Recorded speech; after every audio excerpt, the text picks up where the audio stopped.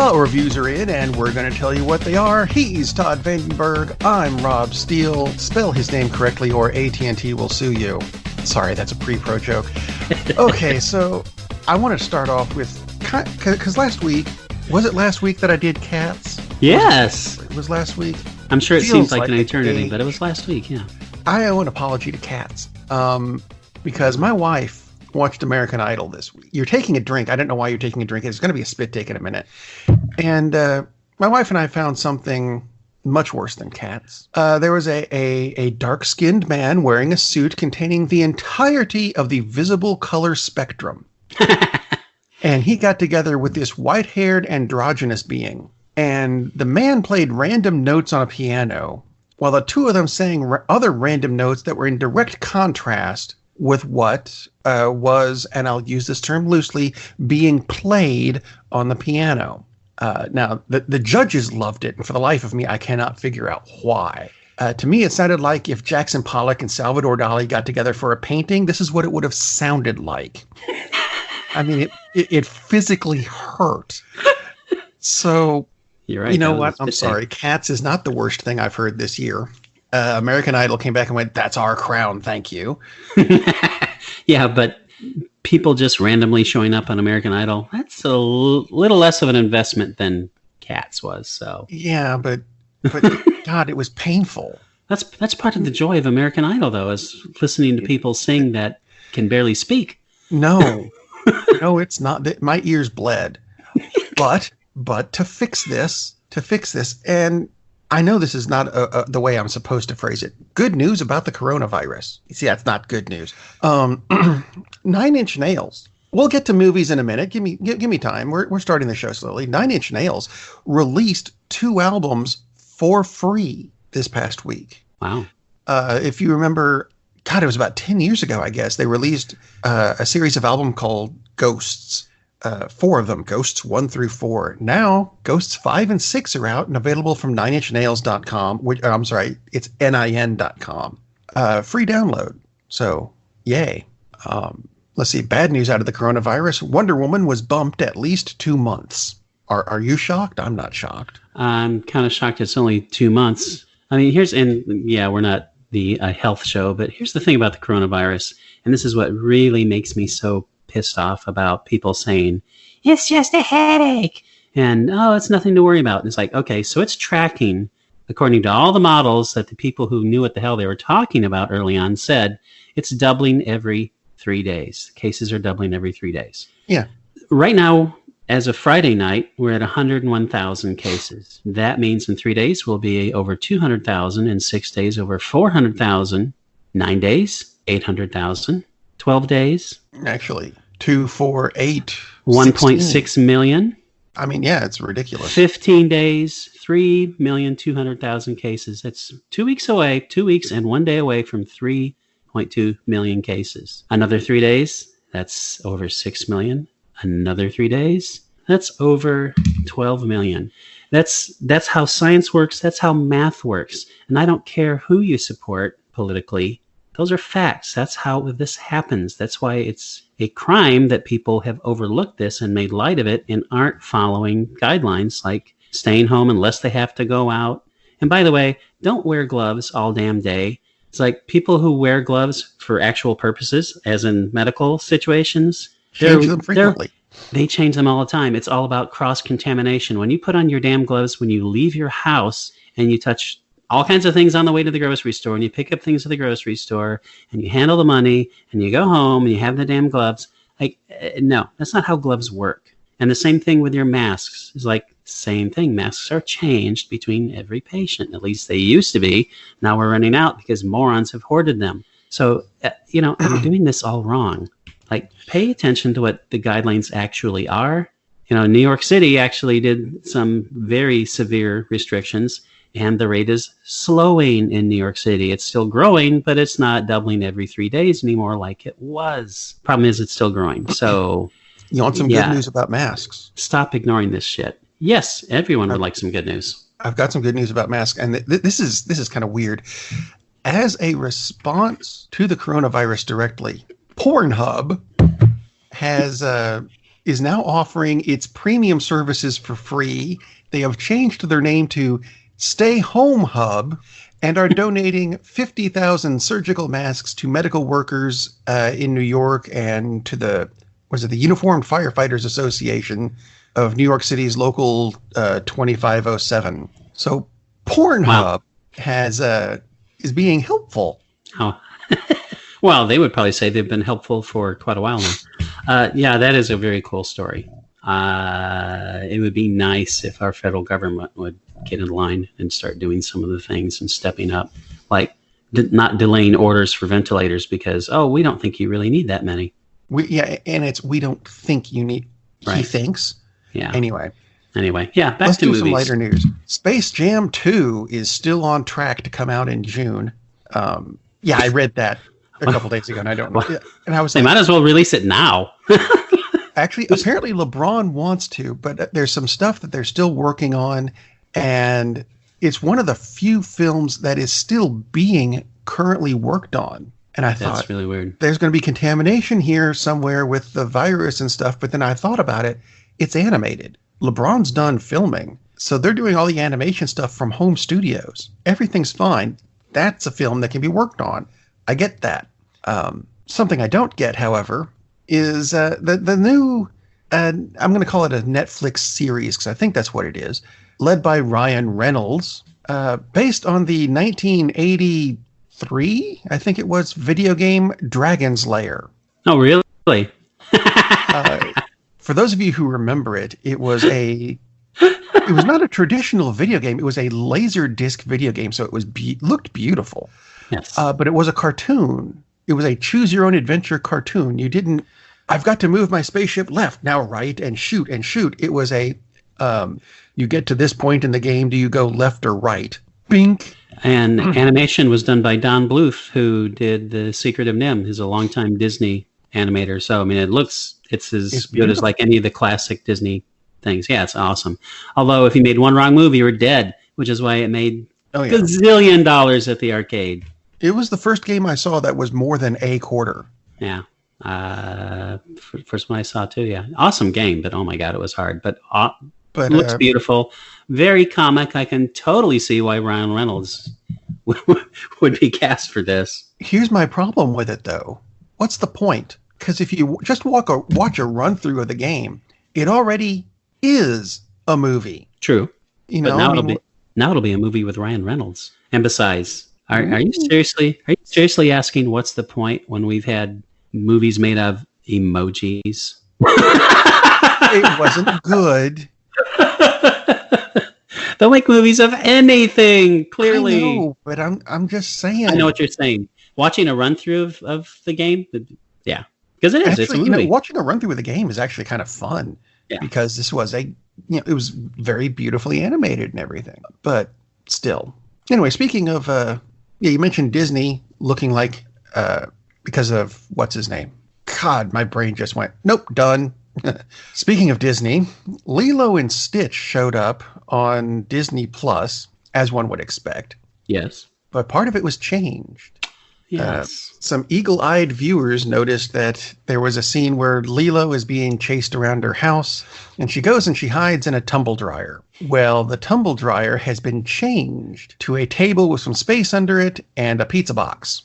And the concept behind this, I get the concept. It's that if you hide in a tumble dryer, it can kill you. We've seen it in the CSI episode of a few years ago. But at the same time, I would prefer not having to edit this and have a little bit more parenting going on.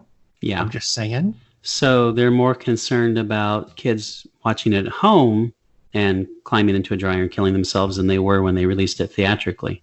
Because I guess they'll forget by the time they get home. Apparently. Yeah. Apparently. I like that. Thank you. Yeah, that's just stupid. I mean, never mind. That's just ridiculous.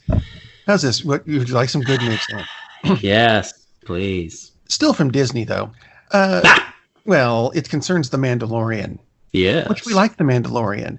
We did. Mandalorian Season 2, Michael Biehn is joining the cast. Ooh, I like that. Of Terminator fame. And so is Rosario Dawson, and she's joining as a live-action version of Osaka Tano from wasn't it it was the Star Wars Clone Wars TV series, I think, which was animated. So this is the first time we're getting a live-action version of her, and it's by the person who voiced her in the first place. So that's brilliant. I'm just wondering because I'll admit I have not watched the series. I've watched Mandalorian, not the one she came from. The Mandalorian takes place after Return of the Jedi, so I'm guessing Order 66 somehow missed Osaka. Do you watch the series? I don't know. I do not watch the series, so I don't know. I thought I'd read that that character is going to be in The Mandalorian, but I don't know. That might have been something totally different. No. So I don't know. But yeah, to those two actors, that's awesome.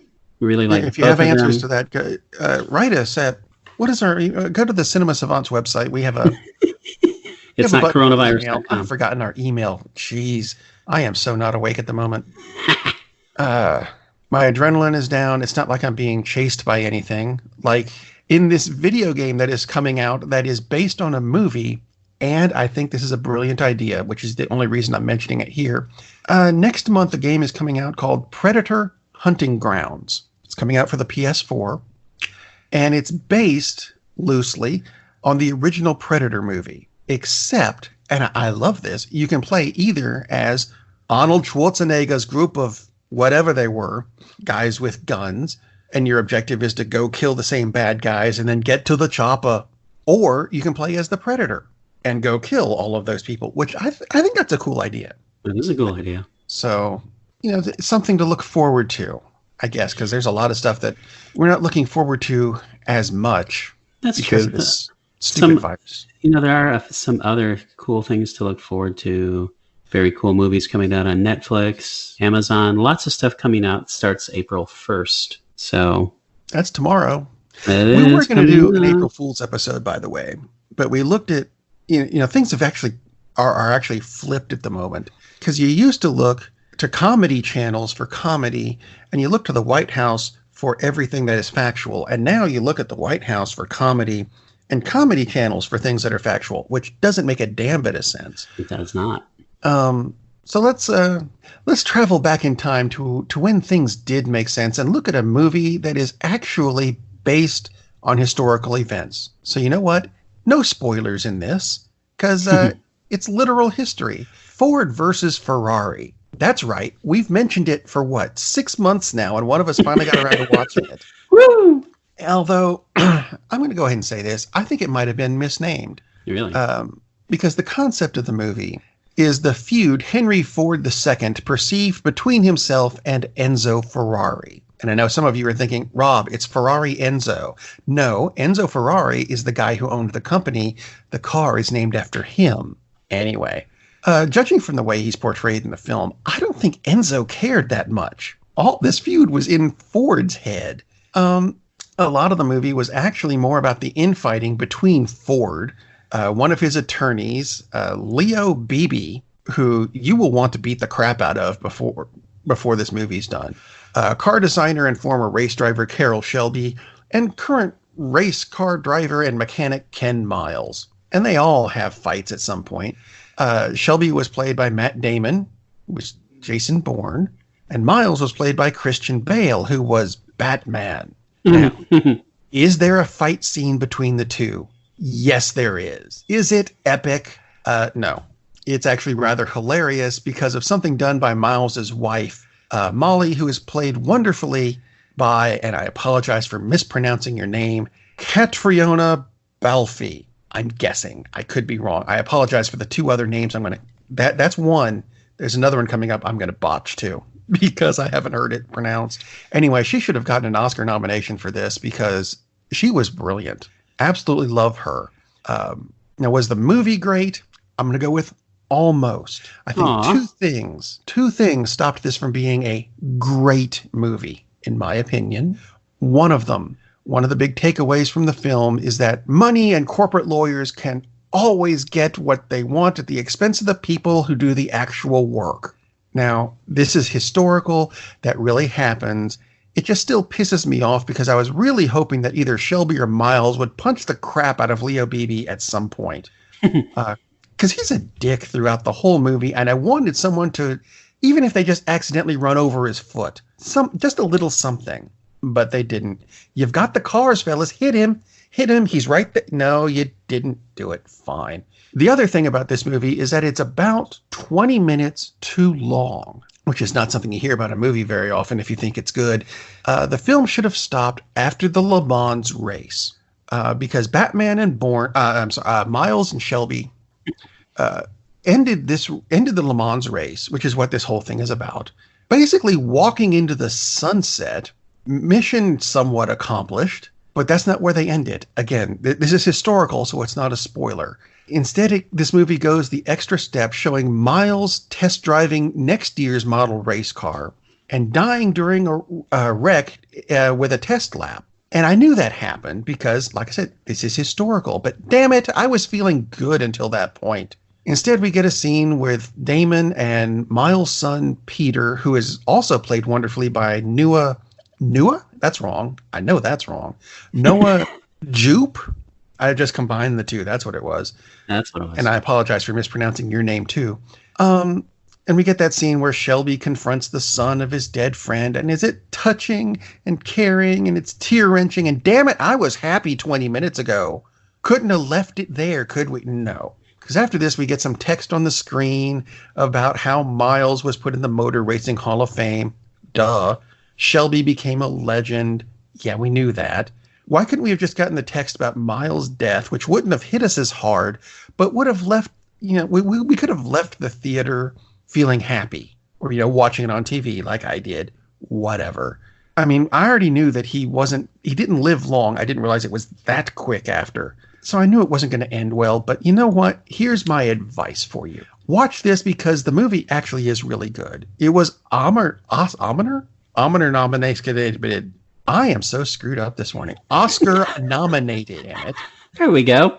But here's the thing. When the Le Mans race is over and they're walking into the sunset, turn it off. Just stop it there. You'll feel satisfied you watched a good movie with a good ending because that was the good ending. And it should have stopped there. So, yeah, Ford versus Ferrari. Good movie if you drop the last 20 minutes. How hard is that? That's not that hard. And it's long enough where, like you said, you've seen the Giant movie. Stop right there. Exactly. Makes perfect sense. Can't do that in the theater, but it's at home now.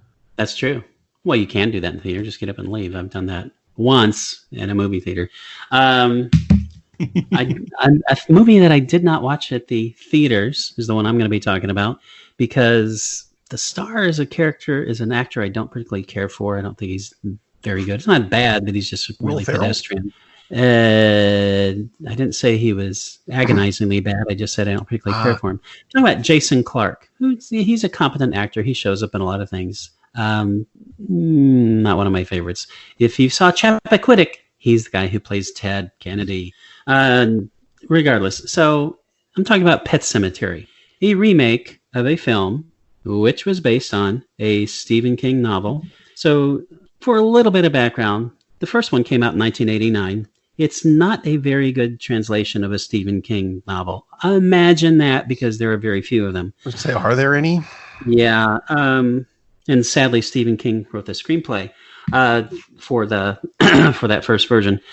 Then the problem with the first version isn't so much the plot; it's just the acting. The acting's awful. Dale Midkiff is the star. Ever heard of him? Nah. Good reason. Yes.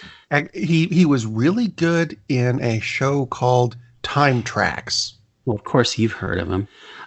Denise Crosby, great. And I know you've heard of Denise Crosby, but seriously, Denise Crosby. So these are your stars. The biggest problem with Pet Sematary, and I'm sorry if I'm giving you spoilers for a movie that came out in 1989, but was the child. The basic concept of Pet Sematary is there's this weird Indian burial mound out there in the sticks of Maine. And when children lose their pets and they're sad, they would bury them in this little pet cemetery, hence Pet Sematary. But there's one further back that a few people were privy to, and they could reanimate the dead. And our happy little hero hears about this from a neighbor, Fred Gwynn, doing his outrageous Maine accent, and finds out, oh, he's like, okay, if you got something dead, it's like he can bring it back. He kind of neglects to tell him that they don't come back the same. So he reanimates a cat. The cat's like horribly feral and nasty. Kid dies. He says, I want my kid back. He buries the kid. Kid comes back. He's reanimated, but now he's this horrible zombie corpse villainous creature. Problem is they used a 4-year-old actor who he's 4 years old. He ain't a good actor. You see this little 4-year-old kid attacking adults and managing to lay waste to them. And it's like, you have to have suspension of disbelief to get through this movie at all, right? Because of the concept. But a 4-year-old is like, Damian seriously? Wayne. Are you? Damian Wayne wasn't 4 years old. You know, it's just like, and the kid is trying to look scary, and it's just comical. It's just a really, really bad freaking movie. So let's fast forward to 1989, to 2019.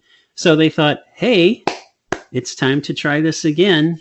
The stench of that first version has left everyone's nostrils. It's only been 30 years. Let's hit this one. So I was not remotely interested in it. And I finally saw, oh, it's on sale for rental. And by the way, I think it's on Netflix for free or Amazon Prime starting April 1st. So I should have waited. But surprisingly, much better than I expected. They made a few key changes on this. They changed the person who is killed. I'll just say that for now. That's all I'm going to say. But I will say they don't depend on a 4-year-old to convey the terror of the situation. Big difference, big help. Like I said, not a fan of Jason Clarke, but he's significantly better than Dale Midkiff. The weird crotchety, he's not crotchety, but this overly helpful backwoods Maine neighbor is now played by John Lithgow. I really like Fred Gwynne. John Lithgow's a better actor. Plus, he doesn't lay on this thick as maple. Actually, maple syrup's not thick. He doesn't lay on this thick as maple tree bark accent. So that's better because that was just comical. So plot, guy's a doctor, has some crazy experiences. Like a dead guy shows up and scares the hell out of him.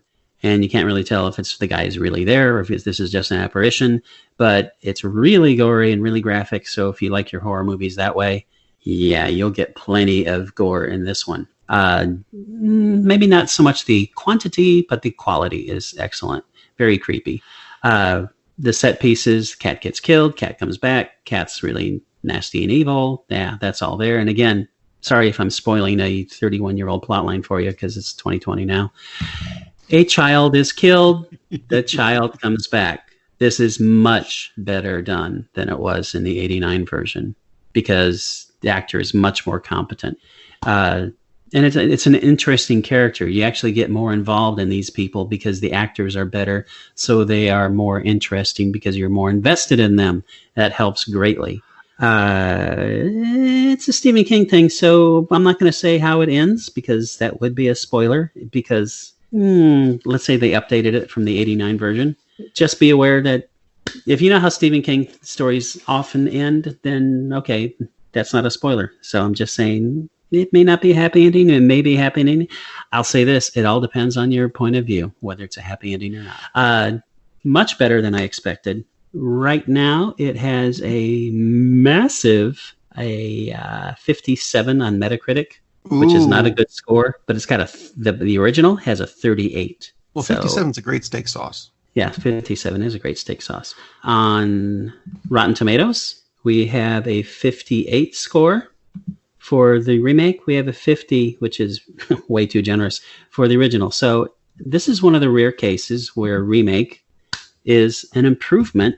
If you're going to watch Pet Sematary, in the first place, just read the book. It's much better. But if you're going to watch it, watch the 2019 version of Pet Sematary. I was pleasantly surprised. If you like horror movies, yeah, I recommend it. I mean, could it have been better? Oh, hell yes, it could have been better. They could have had someone other than Jason Clarke, who's really damn boring. But he's competent in this. He does a decent job. And that's about all I'll say about that. But Pet Sematary, so we both have kind of movies where it's like, yeah, this is good. But, not quite what I was hoping. At least Pet Sematary wasn't nominated for Best Picture. I guess that's a good thing. I would have been worried if it was nominated for Best Picture because...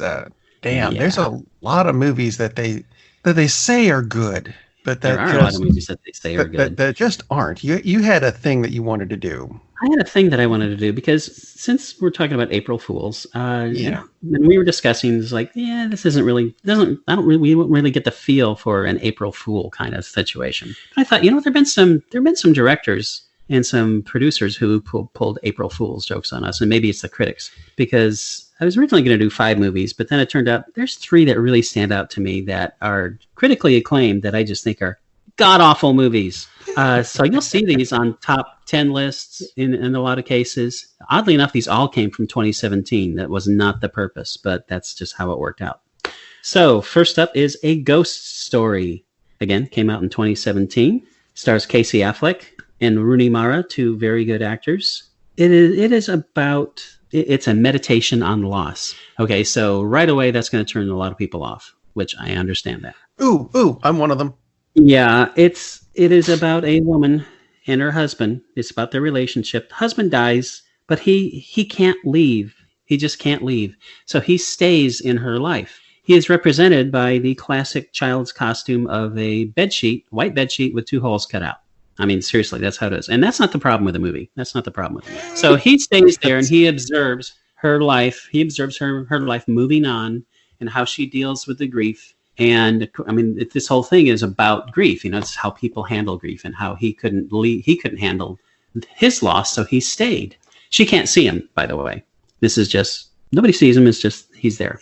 Now, I really do like deep, thoughtful movies. I mean, one of my favorite movies is My Dinner with Andre, which is about 2 playwrights just sitting and talking over dinner for like an hour and a half.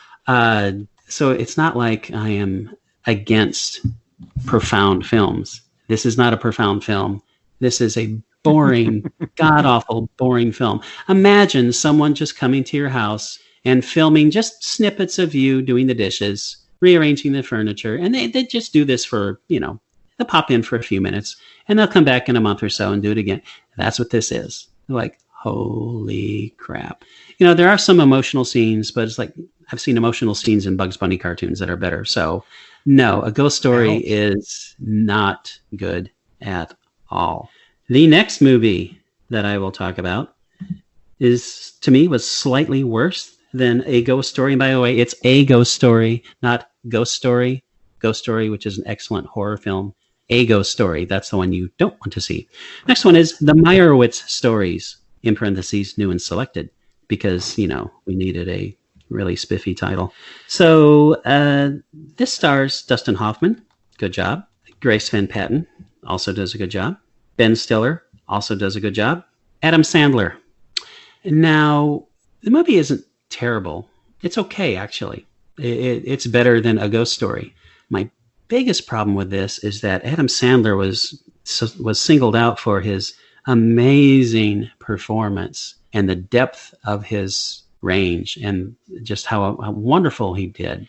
And Adam Sandler has conversations in the film, like normal people have conversations. And then occasionally, several times, he'll break into the angry Adam Sandler shtick that he's been doing for decades, where he screams at the top of his lungs. If you've seen Anger Management, you've seen it. If you've seen any Adam Sandler movie, you've seen it. I've unfortunately seen an Adam Sandler movie. And I like Adam Sandler when he was early and funny. I really like The Wedding Singer. So it's not like I have this deep hatred for Adam Sandler. I really dislike the fact that he hasn't bothered acting for decades or tried to be funny. Well, let me put it this way. He tries to be funny, but he no longer knows what funny is, which for some reason happens to a lot of comics like this. Tragic. But it's just, oh, look, Adam Sandler's screaming. Wow, I haven't seen this for the past 30 years. And this is supposed to be acting? It's an interesting story about families estranged, and they all get together to appreciate the work of their dad, who is Dustin Hoffman, who is this fabulously successful artist. And Adam Sandler isn't, so he's resentful. It's like, yeah, we've seen these kind of movies dozens of times, often done much better. So to me, the thing that really set me off about the Meyerowitz Stories is not that it's bad, it's just that it's very average. And the heaps of praise put on Adam Sandler for just like being him is like, clearly the critics who saw the Meyerowitz Stories and liked it hadn't seen much of Adam Sandler, because it's the same shtick he always does. Oh my God. The last one Wow. Okay. American Idol, the movie. If you ever make the mistake of watching this film, I beg of you, please watch A Ghost Story 10 times instead. Oh dear. Watch the Meyerowitz stories 20 times instead, because A Ghost Story it's bad. It's the praise is overblown. The Meyerowitz stories is not so much bad, but it's just the critical praise that was heaped on it that was overblown. Not really a good movie, but it's an okay movie. The Killing of a Sacred Deer, absolutely one of the worst movies I've ever seen. And I'm not going to talk about a lot of terrible movies, because a lot of terrible movies, everybody knows they're terrible. We get that. This movie, oh my God, I hardly know where to start with it. This is about a family. Has an excellent cast, by the way.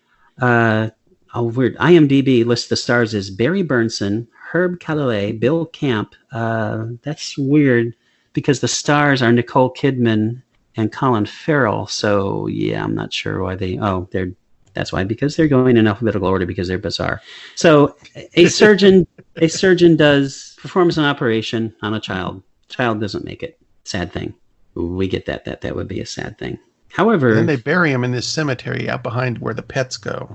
Oh my God, I wish they had, and the film with it. Unfortunately, they did not. So, brother of the child is very upset about this. So he decides he's going to take vengeance on the family. Uh-huh. He worms his way in by being wonderfully helpful and kind, and works to split them apart to create havoc. And then it gets like really violent and crazy. That's all okay. That would have been interesting if it wasn't for the fact that for some reason, the director, Yorgos Lanthimos, and I'm sure you probably don't recall that name, but it's the guy who directed The Lobster, which is a strange film that I really liked, Dogtooth, which is a strange film that I really liked, and The Favorite, which is not that strange of a film, but a movie I really liked. So this guy has done excellent work. For whatever reason, he chose to have the actors, and again, I'm talking about Colin Farrell and Nicole Kidman. These people can act, to perform in the most wooden, deadpan readings possible. Picture the work that George Lucas did with the prequel trilogy and how god-awful Natalie Portman was in that.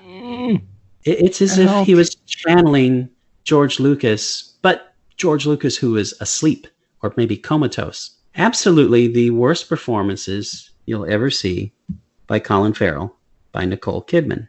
Really by everybody in this, because it's just horrifyingly bad. And I understand that was his choice. I understand that's part of the message that he's conveying. I don't like the message. It's like, what the hell are you doing? It was painful to watch. I watched the whole thing because I wanted to see, where is he going with this? Will this ever change? No, it does not. I mean, it is literally like you had a very, very unimaginative 5-year-old reading these lines, because I mean, there's like very little inflection, no emotion, and I that's the point. I get it, but my God, this would have been an interesting film, at least if it had been directed normally, like all his other films are. It's like, you want to do some experimental film, that's cool, because that's clearly what this is. And again, critics loved it, and it's like, what the hell were you watching? And the Lobster is, if you haven't seen The Lobster, very weird. Also starring Colin Farrell. He's excellent in The Lobster because he's allowed to act. It is set in a future where if you don't fall in love, you don't partner up with someone, you're going to be turned into an animal. That's the premise of The Lobster. That's pretty weird. That's a bit surreal. That is a bit surreal. That is a bit weird and twisted. And it's an excellent movie because the concept is so bizarre, but the acting is great. The emotion is wonderful. The Killing of a Sacred Deer, absolutely the opposite. Oh my God. It's like a Saturday Night Live skit where they were trying to show you how we make a bad movie and it didn't work. I mean, holy crap. And so by far, this is the worst of the 3 movies. A Ghost Story, bad movie. The Meyerowitz stories, I don't know if it's a bad movie, but it's certainly not a good movie. And it's just dysfunctional families. Oh my God. There are a dozen dysfunctional family movies that there's probably some done on Hallmark today that are better. The Killing of a Sacred Deer, there, holy crap. I mean, it ranks up there with Pure Luck, which is the only film that I've ever walked out of a movie theater. Oh my God, that thing's an atrocity. But Actually, if Martin Short had been in The Killing of a Sacred Deer, it's like maybe it would have improved it. Ouch. I'm trying to think. Have we ever actually liked anything with Martin Short in it? I have liked a few things with Martin Short in it. Father of the Bride with Steve Martin, Okay. and Martin Short's funny. To me, Martin Short is one of those actors. Small doses, yes, awesome. Building a movie around him, oh God, please no. I cannot stand his cutesy, oh my God, I'm so funny and adorable. It's like, holy crap, dude, no, you're not. You never were. I'm thinking Inner Space wasn't that bad, but everything else I've seen him in has been kind of ugh. Yeah, agreed. And I agree in Inner Space. It wasn't that bad, but it wasn't great. I'm not saying give him an Oscar for it. I'm just saying. Yeah. But yeah, that's as far as the premise. Is there ever a movie that he's in that we liked? It's like, yeah, we like that movie. Father of the Bride, we like that movie. But Three Amigos, oh God, I cannot stand that movie. I never understood I don't even understand the premise of that movie. Yeah. It painfully hurts me almost as much as that American Idol thing I started the show with. Almost, but not quite. Almost. But now that we've come full circle, it seems like a good time to wrap up the show. So we're going to, and I feel bad because I'm not able to do the end line that I've been doing because we've been doing this for what, 5-6 years now. Something incredible like that, yes. Yeah, and I've always ended the show the same until a couple of weeks ago, so the coronavirus has screwed it all up. So I'm going to do what Pornhub has told you to do. Really? There's something I've never said before. Stay home and watch a movie. Captain, we're losing power in the warp engines. I think we should be leaving now. I'm going to go home and sleep with my wife. And on that unusually harmonious bombshell, it is time to end. I am very disappointed! Man, we have a weird job. It's shameful, but, it's a living. And like that, he's gone. Darn, that's the end.